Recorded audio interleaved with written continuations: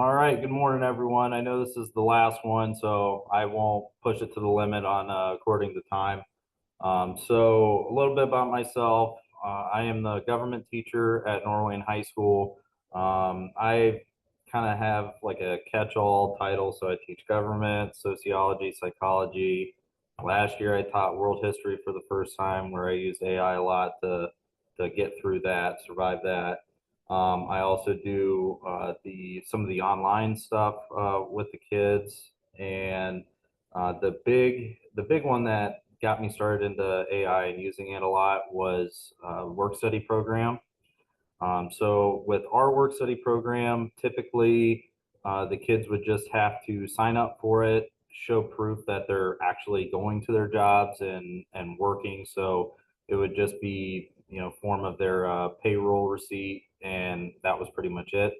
And some specifications changed, I believe, from the state that we needed some sort of like a curriculum to kind of assess these 14 skills that Ohio employers say are necessary to be basically a productive worker and a good citizen, things like that.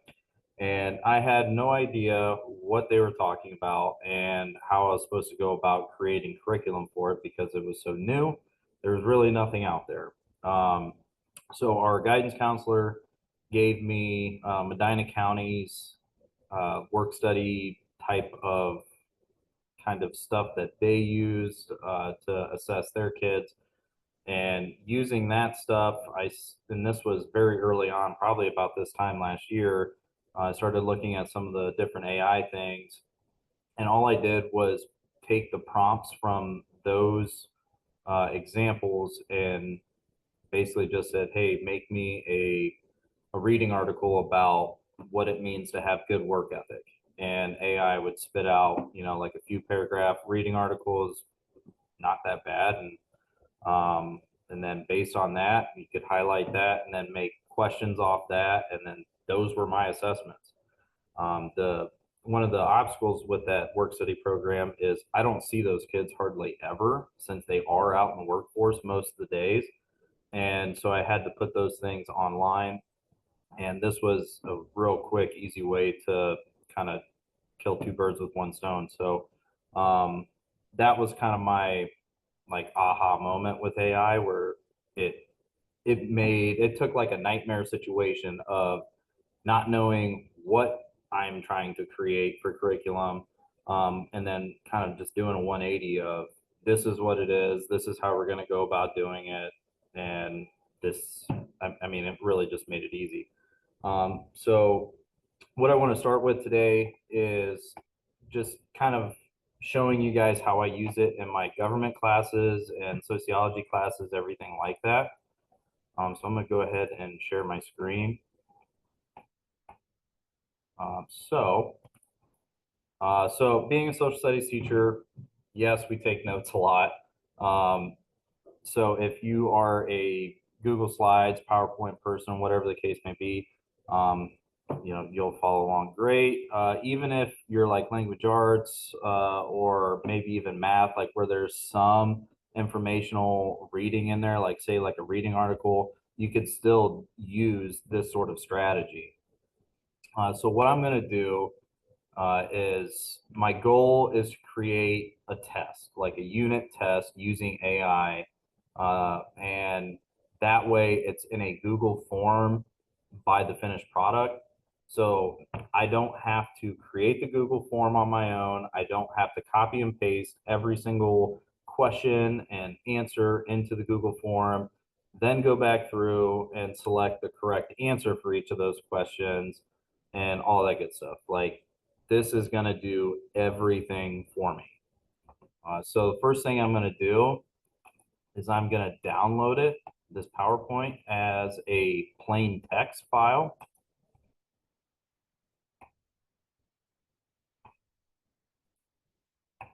Go ahead and open it up. Now, mind you, there is, looks like 80 slides. And actually, I don't need all of them. And if you caught the titles, like Origins of American Government. So basically like the start of the American Revolution, things like that. I'm going to copy and paste this information here a moment. So copy. I have a new Google Doc open, and the first tool that I'm going to use is Brisk. You see it down here. It's this B, this little button. Whenever I pull that up, move my thing over here. I'm going to go ahead and paste the text file that I had from the PowerPoint. So that is in the Google Doc. I'm going to go back through and highlight it so that this tool, this Chrome extension, Brisk, knows what I am working with here. Okay, so all I need to do is just highlight it. I'm going to go to Create, and they have all of these different options. I believe the ones with the stars are their paid for version, but really all the stuff that I use on Brisk is going to be free. So the quiz one here, I use all the time. You can create a rubric. I use that one a lot.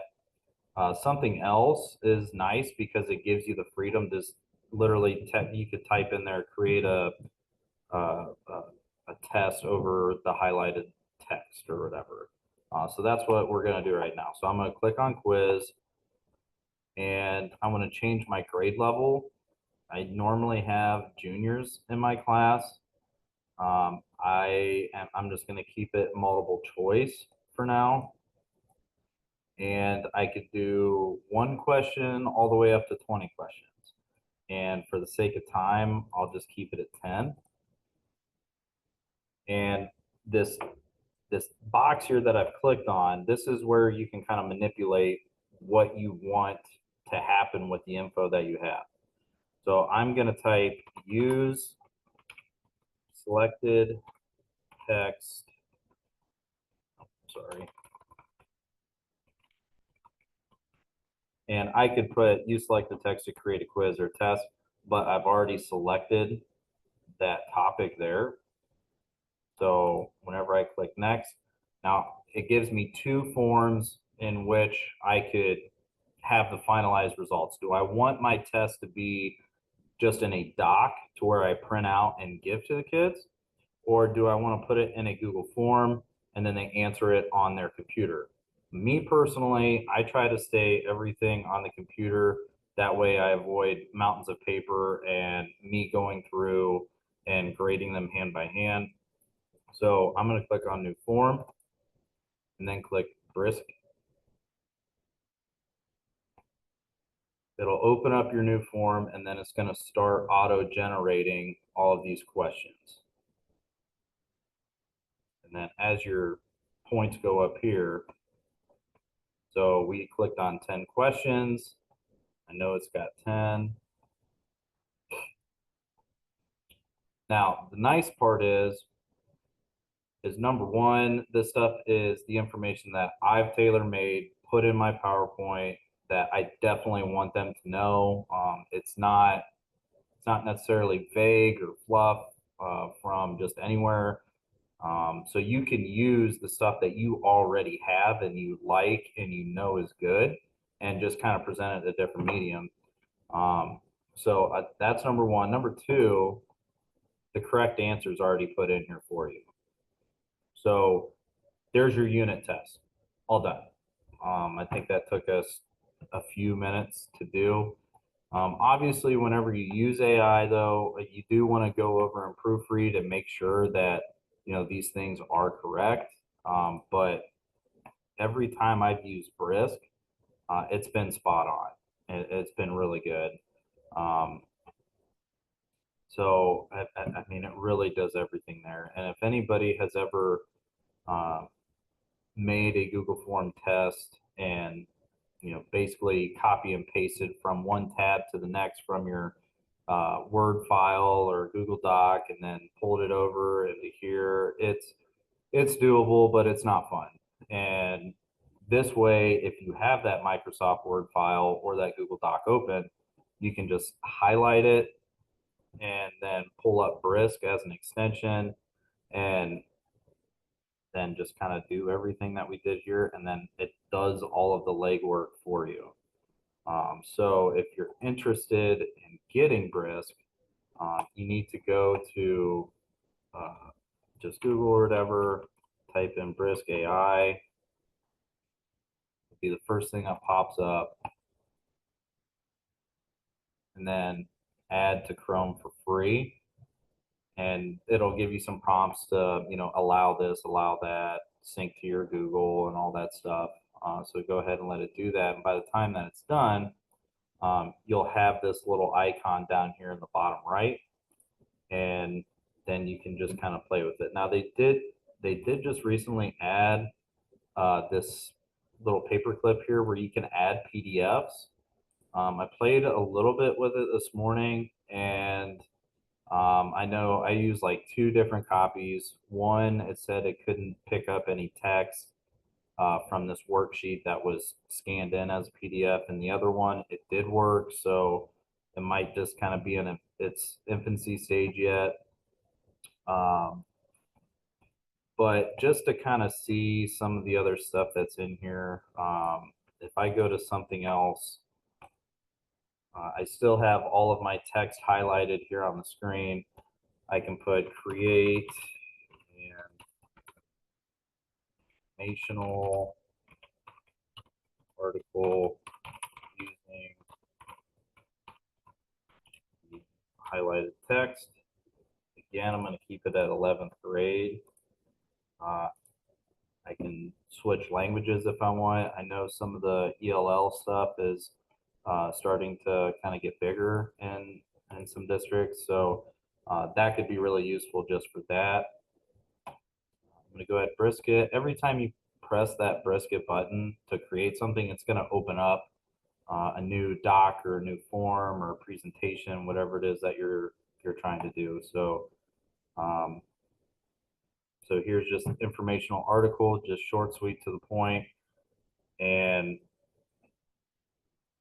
once this is done here, should be about done, I could say, give me more detail. Like, this is a little too vague. I want to get more in depth with it. I could click that, and it's going to rewrite it, give me more detail. Maybe this is a little too much for my kids. And like, I don't want something this intense. I just want something a little bit shorter. So I could make it shorter. I could use less detail. I can make it longer.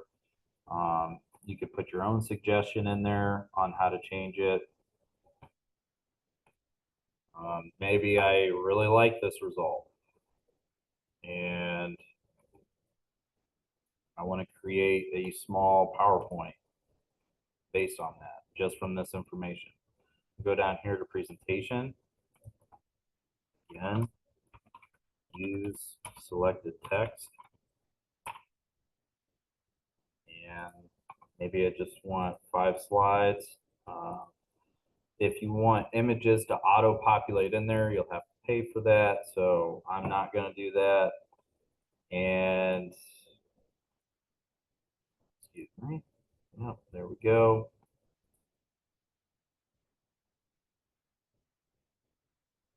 And it is going to create a Google Slides presentation for you based off of the information that you created with AI, really. I mean, it just kind of came from yourself, but it's in a different medium. So that's Brisk in a nutshell. You can do a lot with it. What I do want to go back to, though, is this unit test that we first created into that Google form.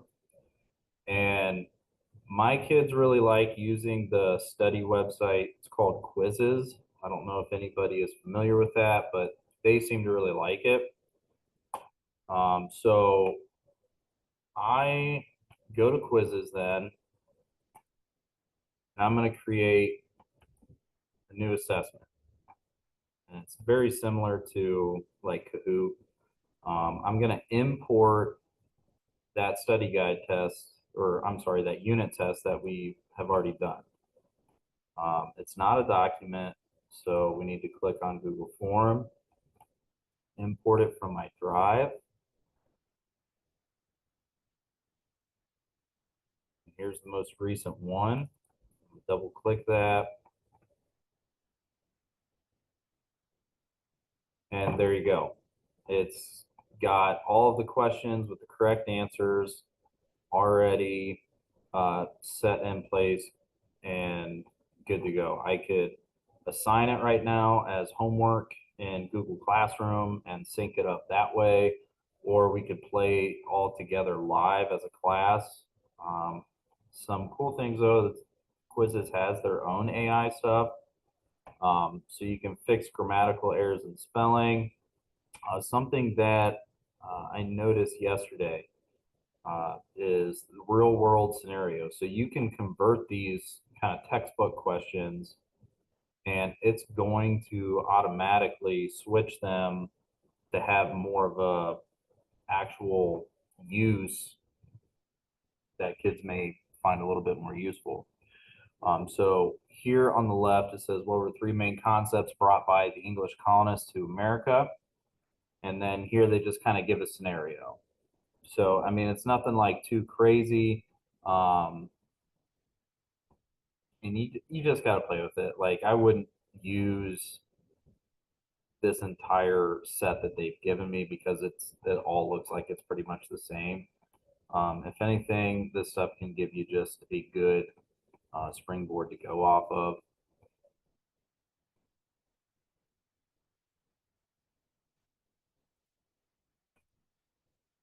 Um, there's a, oh, yeah, so like up in this search tab, you could have it rewrite the questions as, oh, I don't know, well, Randy Savage, the wrestler. Press enter, and it's kind of corny, kind of goofy, but I mean, I think it's kind of funny. So if anybody knows who Macho Man Randy Savage is, you can kind of read it in his voice over here on the right.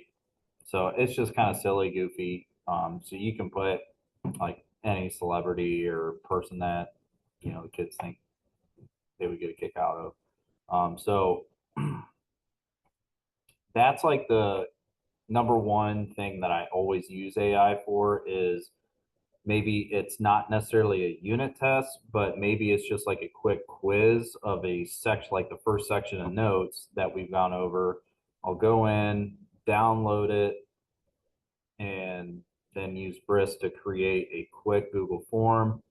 And then from there, I could, import that into quizzes, and then the kids actually can study it on their own whenever they want to, and they get into it that way. The other thing that I was going to mention,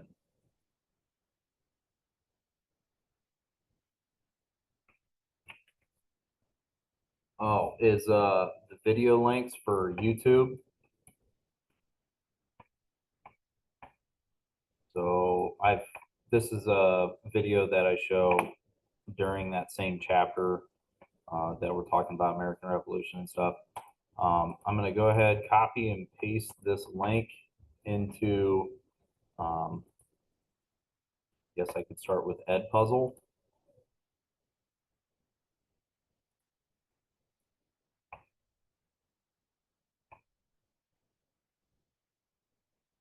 So once I've used Edpuzzle and search the link for that, it's gonna more times than not, if it's a YouTube link, it'll find the video that you're talking about, and then you have the option to click on questions and add questions at different timestamps. It could be open-ended, multiple choice, so on and so forth. You could also just have it generate questions on its own. So right here, it just generated one. Typically, if they were a little bit long, if this was a longer video, there might be, I've seen it populate up to like 15 questions before, but it's not what I want right now. So I'm gonna go ahead and paste this again. Go back to questions. and I'm going to put in my own question. And I've noticed if anybody else has used Edpuzzle and has used it consistently, a lot of the times, at least my kids, they're just mindlessly clicking through those questions just to get to the end of the video. And they're not really paying attention. Like at the end of the day, they don't necessarily care if they got the question right or wrong. So to kind of meet them halfway, what I do is I actually put my first question at the very end of the video so that I know they're watching the whole video. And what I want to do is have them pick the correct summary of the video. So in order to do that, Edpuzzle itself doesn't really have that sort of like a question generator. And so I use this other website called Tweet. And when I go into their tools, there's a lot of different stuff going on. But I'm going to this section here. So watch and listen with all the different play buttons. And they have this choose the right summary tool. So again, I'm going to paste my YouTube link. It found the video, and your sliders here, these green bars, I think it's up to 5 minutes that you can cover. And because usually if I'm showing a video, it might be like a crash course video, and they're anywhere from like 10, 15 minutes long. So you kind of have to pick where you want them, basically where you want this summary to come from. So if I just leave it at this mark here, you can change the level that you want it at. And trying to move my, okay, so 11th grade, they can detect language automatically, and then it's gonna do the magic for me. Okay, so it has given me 3 different summaries of this same video of this time. And so my expectation is for once they are done watching this video on Edpuzzle, they are going to pick the right summary. That way it's just one question. It's kind of all or nothing. That way they pay attention for the entire video to figure out which one they are talking about. And if you read these, I mean, they're similar. I mean, you do have to pay attention. It's not very obvious. That's why I like using them. So what I'm going to do to give me the correct answer is number 3. These other 2 are incorrect. I'm going to copy these prompts that they've done, and I want to create a multiple choice question. So my question here is just the correct summary. So here's my first answer that I pulled from here. My second prompt, I'm going to put in here. And I need to add another one for my correct answer, which is this guy. And I need to let it know that that is the only correct answer. I'm going to save that.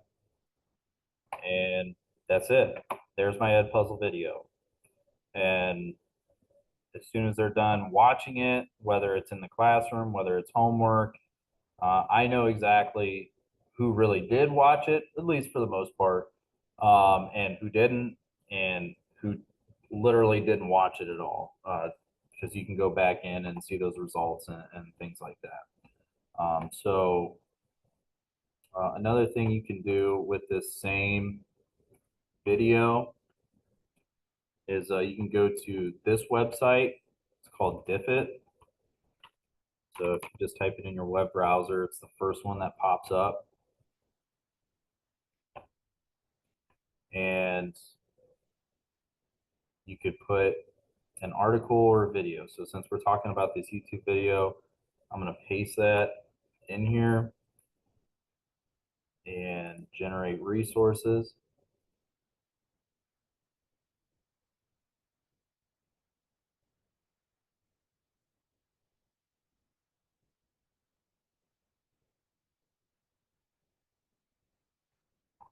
And with that, this is kind of the setup that Diffit uses. Is it gives you a reading passage, just kind of a short, kind of introductory thing, and kind of from first to last, just quickly goes through it, hits on some highlighted areas, gives you a quick summary of the things that are important of this. It also is going to highlight some vocab words that are probably pretty important to know in order to make sense of that reading. If you wanted to add vocab words, you can just have it pull however many more you want from the text up here. I'm going to go ahead and generate. It's going to think about it, and then it pulled some more for me. It's also going to create multiple choice questions for me with answers. If I want to add questions, it'll ask, basically what sort of goal are you trying to target here? So you could be depth of knowledge, so comprehension. How many of those do I want to add? Let's just put 2. And it gives me 2 more. And it shows me what the answers are going to be for those. Same thing with short answer. Maybe I don't like number 3. I don't like how it's worded. It's awkward. I can get rid of it. Save it. So open inner prompts. Again, you can add prompts. You could get rid of them. You do whatever you want. So this is all that information just from a video. Now, the really cool thing about Diffit is you have all of these different mediums of taking that information that you have created and putting it in these different graphic organizers. And there is so many. Like see here, like view 9 more, view 3 more. So if I look at vocabulary practice, it has taken those vocab words that it pulled itself from the reading it generated and puts it into this sort of like matching organizer. It also has some more of these things. So like you could print this off and give to them. What I would do is if you look over here, you can just put it into its own Google slideshow, kind of how it is, and then put that into Google Classroom and make that an assignment. And so that way each student has their own slideshow with all of these things in it, and then they can directly write their response or their answer to what these things are, and it's all on the computer. It's again less paperwork for you to sift through, and then it gives you some prompts too, like you can talk about the most interesting thing you've learned so far. So talking about stockpiles or militia, like I didn't know that militia was a thing, or how they worked.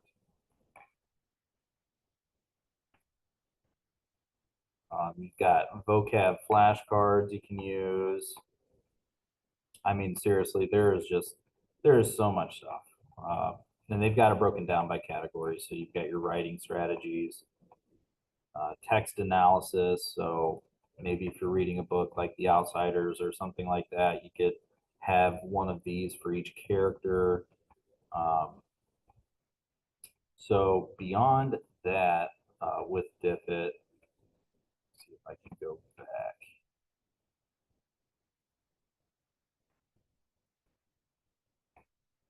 So say you're like, okay, all those graphic organizers are great, but I hate printing stuff off.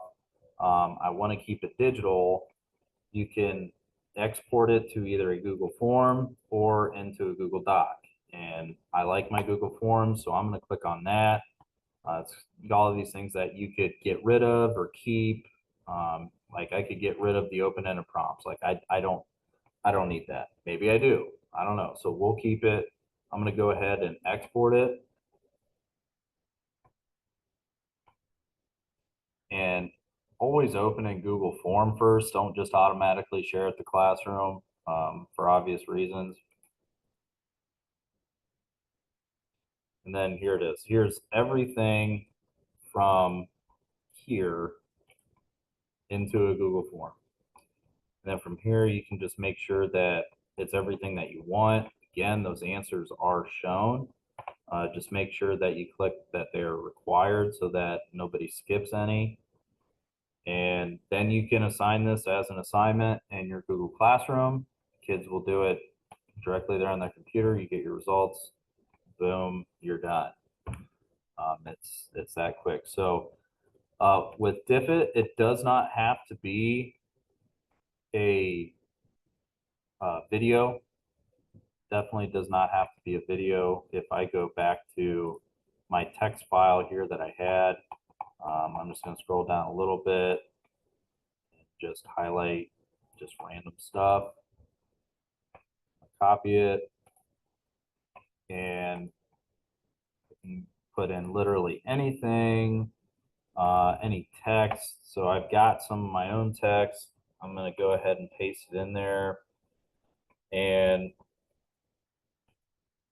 go ahead and generate.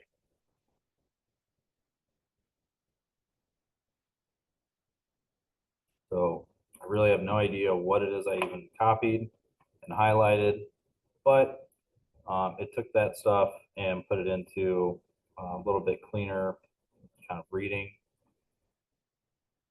There's a quick summary, again, vocab words, and then your questions that follow. And then you can come over here and figure out which sort of medium that you want them to kind of complete it in. And the next website is just, it's called Magic School, not Magic School Bus, but Magic School. And as you can see, as soon as I click on it, like it's overwhelming with how much stuff is in here that you can use. But there is some good stuff in here that sometimes I find myself using just because maybe I don't like what Brisk gave me or what Diffit gave me. And they have some things that maybe you could use as like as a light bulb to maybe use in Brisk to see what it gives you. So like an IEP generator. I'm going back into the spec ed world again this year, so I'm sure I'm going to be looking at some of these things just to get an idea, make it relevant, and it gives you little tabs to show you what it is. So, you know, ideas, what you're teaching, and make it relevant. So the question we always hear is, why do we have to learn this? This kind of can get rid of that question for you. I know there was a kind of a funny one where like you can create songs. Here it is. So song generator. So I know convocation and PD days are coming up. So this could be a fun thing. You could kind of put your buddy on blast and uh, just put their name up here, and it kind of gives you topics to talk about, like what are some things that they do, and then you can put some sort of song with it, and it kind of gives you like a beat and a tone or whatever to kind of read about it. So that's like the funny aspect of it, but I'm sure you could put this into, um, I'm trying to think, like in eighth grade science class, we did symbiotic relationships and stuff like that. And I know our teacher did some sort of song with it. So I mean, we've seen how songs can like help kids remember stuff. And if you're not very musically inclined like myself, but it sounds fun, AI could at least give you an idea of what to start on.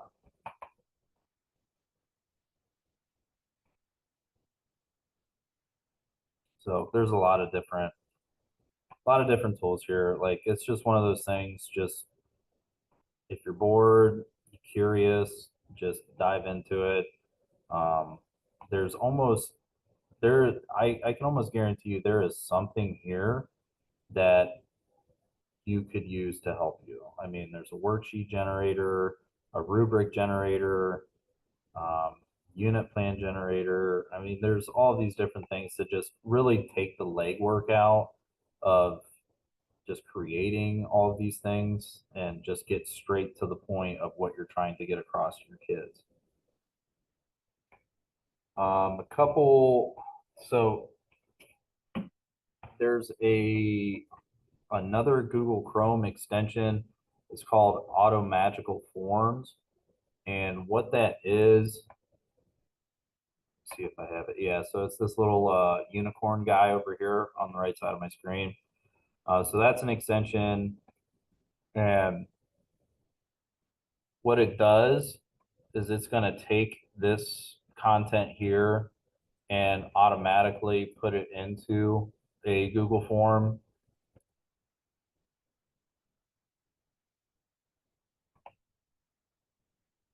So this really isn't, and basically whenever you use this, you should have your test already pulled up. So if you're a teacher who has a test from say 10 years ago on a Microsoft Word document or Google Doc, something like that, that you print off normally and give to your students, instead pull it up and then it'll automatically switch it into a Google form.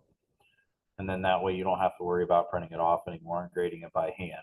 It'll automatically do it. Now, the only problem is, like anything else, this costs money, but you are allowed, I think, like up to 10 pages a month for free. So, I mean, it's nice, but I don't always depend on it. I just kind of use Brisk as my auto magical forms. The last website I will mention that I have used before, called Goblin Tools.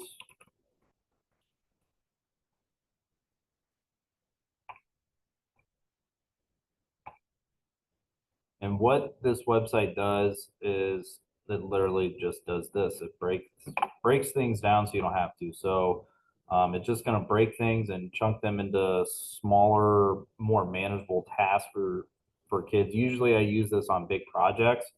So if I can, I don't think I have my directions pulled up for what I was doing.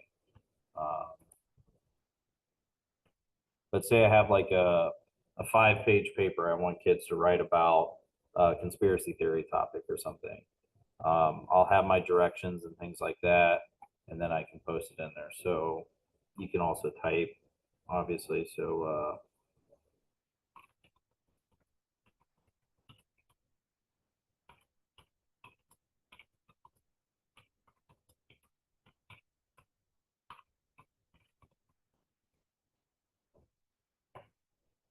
this is like the spiciness level, they call it. So you can basically, this means how much detail do you need, like how much kind of help do you need explain to like kind of break down each task compared to like, not really, like I should be okay. So we'll leave it 3 where they had it.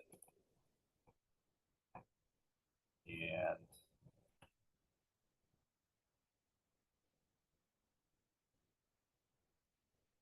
so I just gave it this prompt. I need to create a 5-page paper about a conspiracy theory.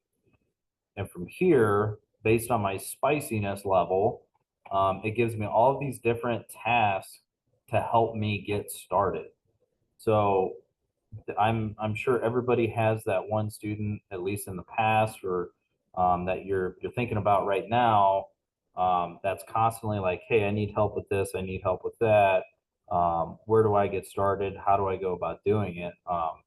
Here's your game plan right here. Like you could literally show them this website and just kind of model how to use it, and they can start to be a little self-sufficient for themselves. So it tells you things like create an outline for your paper, dividing it into sections that correspond to the introduction, body, and conclusion. at the very beginning, you might want to look at what the directions are for this assignment, maybe like a rubric.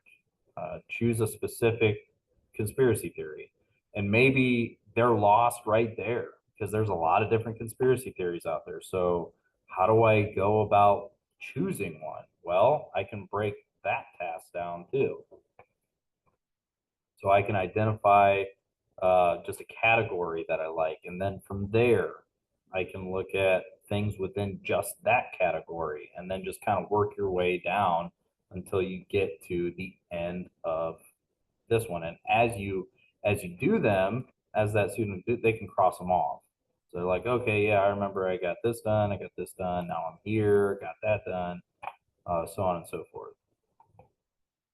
So I know not only do my spec ed kids like this, but really just any student likes this because it just kind of takes the kind of like guessing and planning out of it. It's just right there in front of them, and they can cross it off as they go.